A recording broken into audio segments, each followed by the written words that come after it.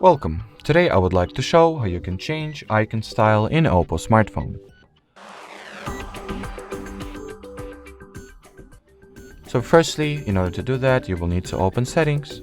Onwards, enter the Wallpapers and Style category, tap at the Icons section, and customize the icon's shape,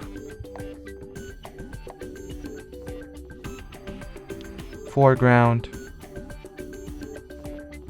and size.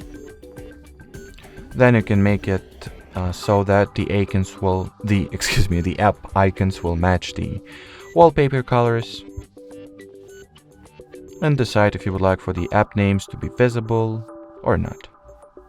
Then you can also, if app names are actually shown, you can increase or decrease their size like that, and then don't forget to hit the apply button. Alrighty, so that will be it for this video. Thanks for watching and bye bye.